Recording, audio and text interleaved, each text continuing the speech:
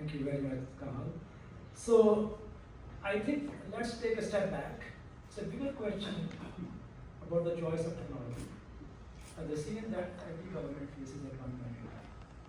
So when it comes to the choice of technology, there are broadly two choices. One is a custom developed, other is a packaged software. So it all depends on the country context, the history, the capacity, and various other factors, how the governments have made decisions. Let me give you a global overview of how these decisions were made. In India and Bangladesh, for example, they said we have capacity and we cannot find any packaged software, we will do that in-house. In China, since most of the off-the-shelf packages were from the Western countries, for obvious reasons, they chose that we would do custom develop. In most of the Latin American countries like Brazil, Argentina, Mexico, and other countries, they started digitalization in the 80s. At that time, the procurement procedures were very cumbersome and very long, and they had in-house capacity. Those started building some of the IFMIS systems in-house. And that tradition evolved, and then that's the reason most of Latin American countries are on a custom developed systems. So this category of countries who at one point in time made a decision that we are going custom developed. So they are not using open source software. Now comes the second category of countries which went for the package solution. So many of the ECA countries, most of the West African countries like Ghana, Sierra Leone, Liberia, Gambia, Philippines in East Asia, and in West Africa you have Zambia, Zimbabwe, in South Africa recently moved to SAP. So they made a decision that we will buy a package software, and generally their preference was that we will buy a commercial off-the-shelf package. This is largely because of institutional issues. The governments are generally discovered that they want to work with a vendor who has a global footprint, thousands of implementations like Oracle or SAP or whoever, PeopleSoft, and then with local presence through partnership or network of partnerships so that they can get online support or on-site support. So warranties, maintenance and support was a big consideration. That was the reason these countries went for the package software. But I also want to make a caution that when you are talking about open source software, it should not be considered as a free software. It's a very misunderstood concept.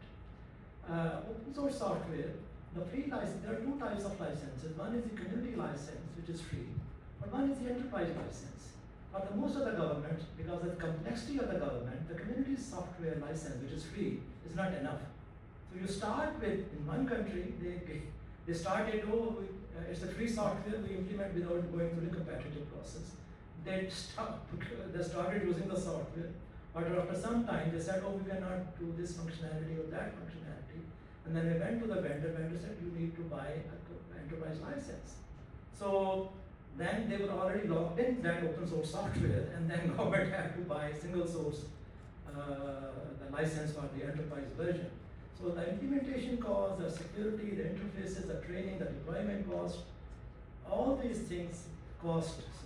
So if you want to implement open source software, it should be through a value for money decision that should be made through an open compatibility.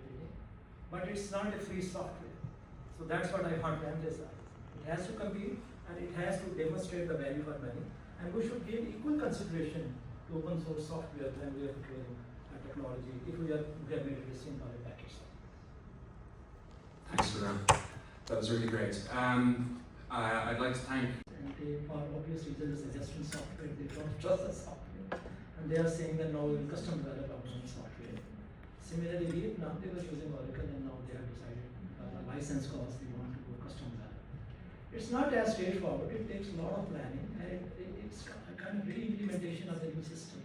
So we have to go through the whole steps. You could do a business process review, develop the functional specifications, update whatever your budget classifications, and opportunity to update your accounting policies and procedures and all whatnot. And then procure whatever you want to do. It's a custom develop or a new software.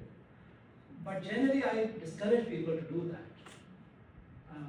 because there is no compelling evidence to suggest that if you move from one technology to another technology will solve the problem.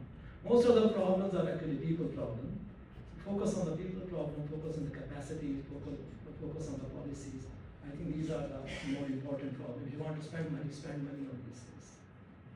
We give them the pros and cons of custom developed software, the pros and cons of package software, and within package software, the open source software and the commercial off-the-shelf package, so that they make an informed decision. And along the way, we do share with them our global experience of how various countries have made these decisions. So I think it's the decision best made by the government, and our role is to help them make the decision by giving them pros and cons. Okay, thanks very much. I think one takeaway I have is I'd like to know more in the future about Georgia's digital